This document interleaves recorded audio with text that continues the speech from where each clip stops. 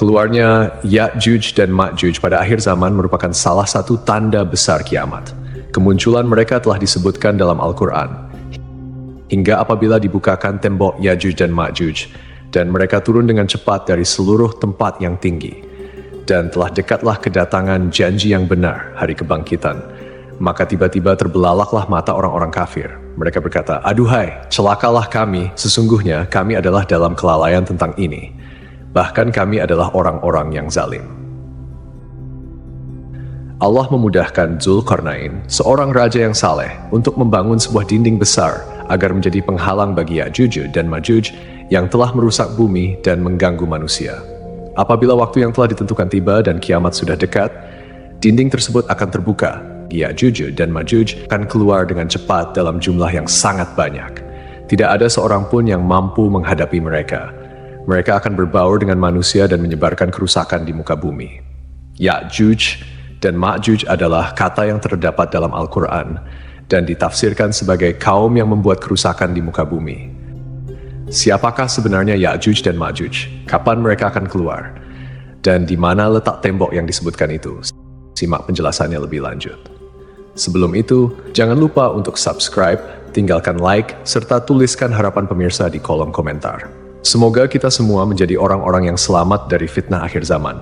Amin ya, Rabbal Alamin. Secara etimologis, Ya'juj dan Ma'juj berarti penduduk atau bangsa. Anggapan yang menyatakan Ya'juj dan Ma'juj bukanlah dari keturunan manusia tidaklah benar. Mereka adalah manusia keturunan Nabi Adam alaihissalam, hanya saja memiliki sifat yang suka merusak, dan mereka akan berperang melawan Nabi Isa alaihissalam beserta pasukannya di Bukit Tursina. Sesungguhnya Ya'juj dan Ma'juj berasal dari keturunan Adam. Jika mereka diutus kepada, niscaya akan merusak kehidupan mereka, dan tidaklah salah seorang dari mereka mati, kecuali meninggalkan 1000 keturunan dari mereka atau lebih. Mengenai asal-muasal Ya'juj dan Ma'juj, ada dua keterangan dari para ulama. Pertama, mereka berasal dari keturunan Adam, bukan Hawa. Normalnya manusia terlahir dari perkawinan, namun Ya'juj dan Ma'juj terlahir tanpa melalui perkawinan Adam dan Hawa. Mereka muncul karena Adam alaihissalam mengalami mimpi basah dan air maninya bercampur dengan tanah. Dari sinilah kemudian Allah Subhanahu wa Ta'ala menciptakan Ya'juj dan Ma'juj. Kedua, mereka adalah keturunan Yafits bin Nuh. Yafits bin Nuh merupakan moyang dari bangsa Turki. Pendapat yang tepat adalah pendapat yang kedua ini, wallahu a'lam bishawab, karena tidak ada satupun riwayat syahih yang mendukung keterangan pertama. Dengan demikian, kita dapat menyimpulkan bahwa Ya'juj dan Ma'juj adalah dua suku besar yang masih termasuk anak cucu Adam alaihissalam dan berasal dari keturunan Yafits, putra Nuh, yang merupakan nenek moyang bangsa Turki dan Mongol. Mereka diisolir oleh tembok benteng tinggi yang dibangun oleh Dzulqarnain. Mereka tidak hidup di alam gaib seperti para malaikat dan bangsa jin, melainkan berasal dari Magog bin Yafet bin Nuh bin Lamik bin Metusyalih bin Idris bin Yarid bin Mahlail bin Kianan bin Anusi bin Syits bin Adam. Ya'juj dan Ma'juj berkembang biak dengan cepat sehingga jumlah mereka menjadi sangat banyak. Ya'juj dan Ma'juj adalah dua bangsa yang sangat besar jumlahnya, dengan perbandingan 1:999 antara manusia umumnya dengan Ya'juj dan Ma'juj. Mereka disebutkan sebagai mayoritas penghuni neraka, dan kedua suku ini disebutkan telah ada dekat pada masa Nabi Musa alaihissalam berdakwah. Abdullah bin Amr berkata bahwa salah seorang dari mereka tidak akan mati, kecuali ia telah memiliki keturunan sejumlah 1000 atau lebih. Ciri utama mereka adalah memiliki sikap yang merusak, dan jumlah mereka sangat banyak, sehingga ketika mereka turun dari gunung seakan-akan seperti air terjun yang mengalir. Selain itu, mereka juga tidak pandai dan tidak fasih berbicara, bermata sipit, berhidung kecil, muka lebar seperti perisai, kulit berwarna merah, memiliki tubuh yang kuat, serta tidak ada manusia yang mampu menandingi atau memerangi mereka. Dalam tafsir Ibnu Katsir juga disebutkan bahwa Ya'juj dan Ma'juj adalah kaum yang suka melakukan kerusakan. Mereka merusak tanaman, keturunan manusia, dan suka merampok. Dalam bahasa Cina, Ya artinya Asia, sedangkan Ju berarti bangsa, yang menunjukkan bahwa Ya'juj sama dengan bangsa Asia. Sementara itu, Ma'juj berasal dari kata katama yang berarti kuda, dan Zhou yang berarti bangsa, sehingga Ma'jujiyah dapat diartikan sebagai bangsa berkuda. Raja Zulkarnain yang dikenal sebagai satu-satunya Raja Firaun yang masuk Islam bukanlah nama pribadi, melainkan sebuah julukan.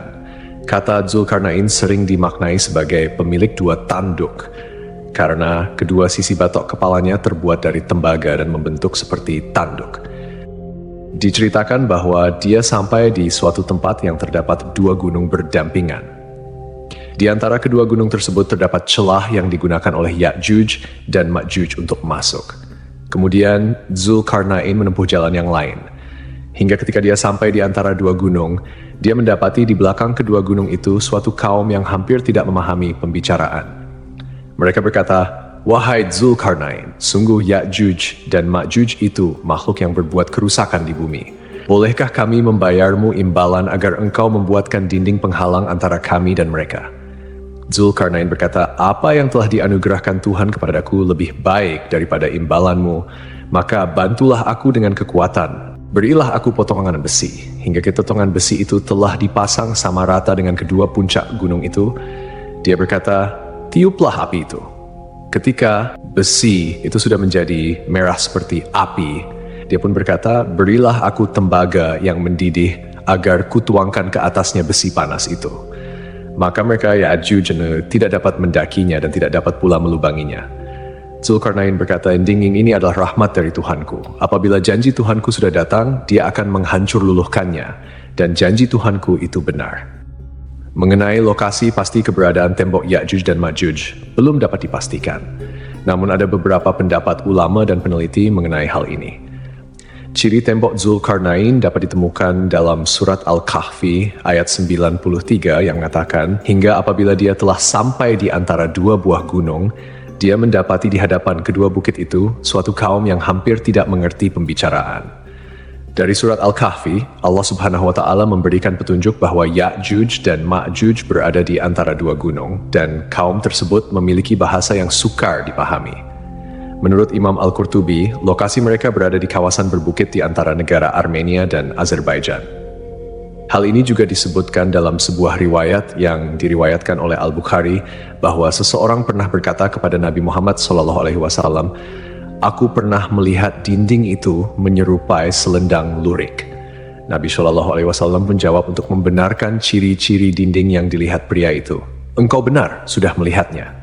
Ibnu Hajar menuturkan, hadis ini disampaikan oleh Ibnu Abi Umar melalui jalur riwayat Sa'id ibn Abi Arubah dari Qatadah, dari seorang penduduk Madinah yang pernah berkata kepada Nabi SAW, "Wahai Rasulullah, aku pernah melihat dinding penghalang Ya'juj dan Ma'juj."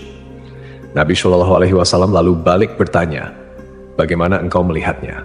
Pria itu menjawab, "Seperti selendang lurik yang bergaris-garis merah dan hitam." Nabi benarkan pernyataan pria itu, "Engkau benar sudah melihatnya." Menurut Profesor Dr. Shamdi bin Hamzah Abu Zaid, Ya'juj Ma'juj akan muncul di Asia. Hioen Xiang, seorang pengembara Cina, pernah melewati pintu berlapis besi itu dalam perjalanannya ke India pada abad ke-7.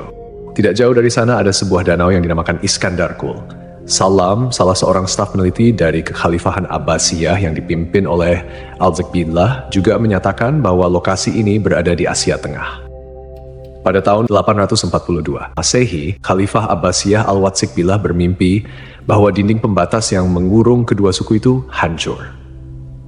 Karena mimpi itulah ia mengutus sebuah tim ekspedisi yang dipimpin oleh Salam untuk mengetahui keadaan dinding itu dan lokasinya. Al-Watsik menginstruksikan Salam untuk mencari tahu tentang tembok itu. Saat itu Salam ditemani 50 orang. Penelitian tersebut memakan biaya besar.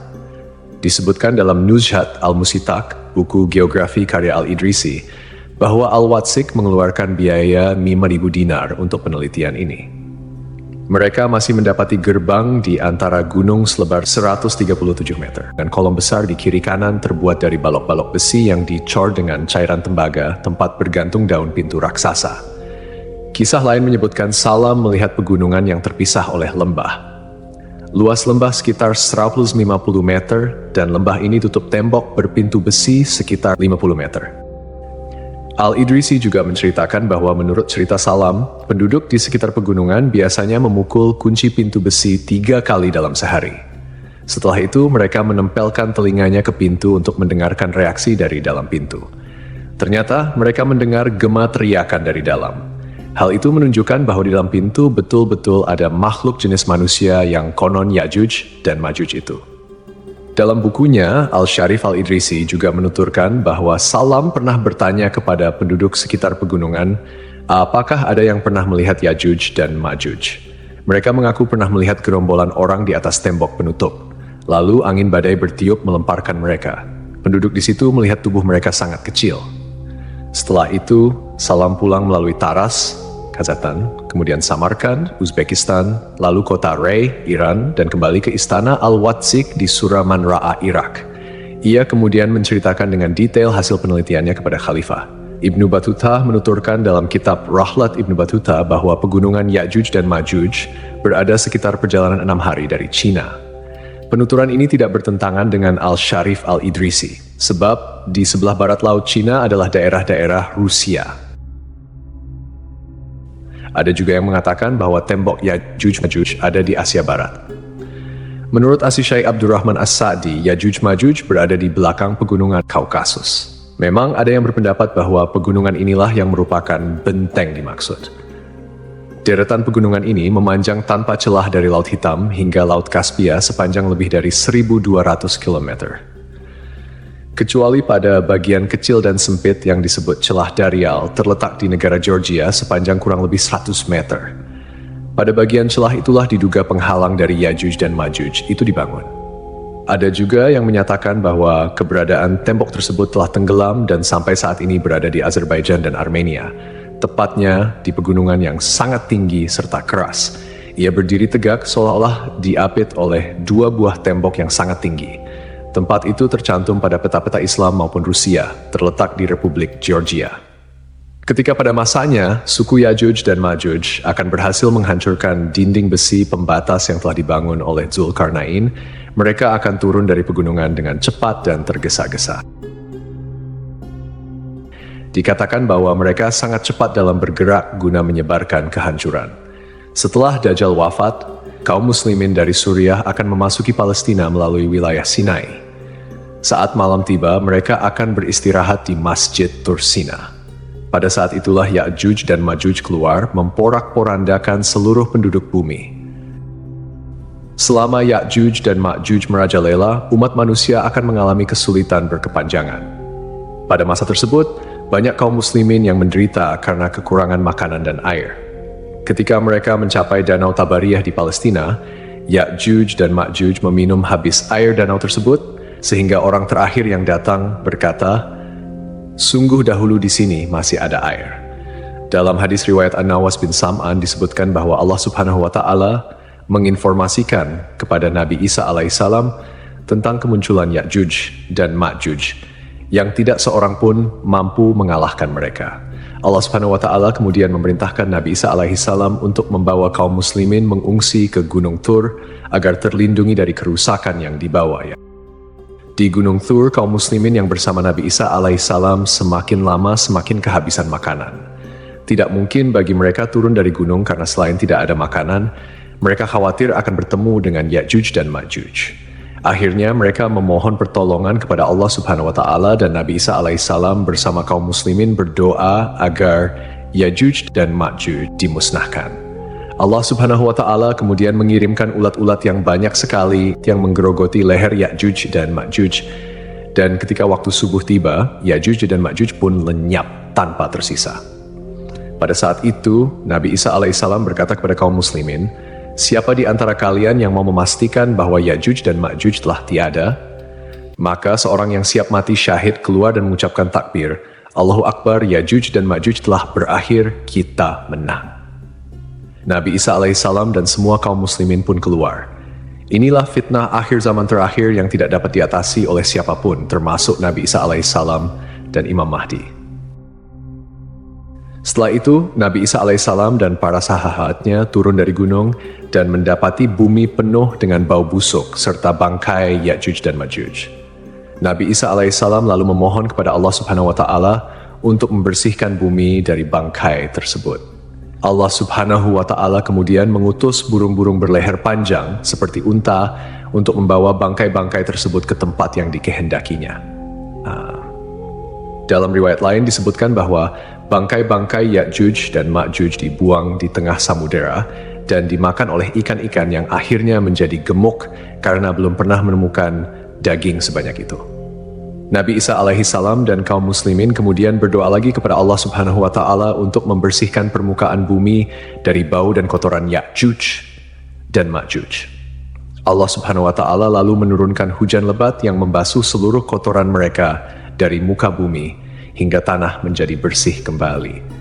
Sebagian mufasir mengatakan bahwa bau busuk dari kotoran Ya'juj dan Ma'juj membutuhkan waktu hingga 7 tahun untuk hilang sepenuhnya. Setelah Ya'juj dan Ma'juj dimusnahkan, kehidupan kaum muslimin di bawah kepemimpinan Nabi Isa alaihi salam semakin baik. Mereka hidup dalam kedamaian, keamanan, dan kebahagiaan dengan rezeki yang melimpah.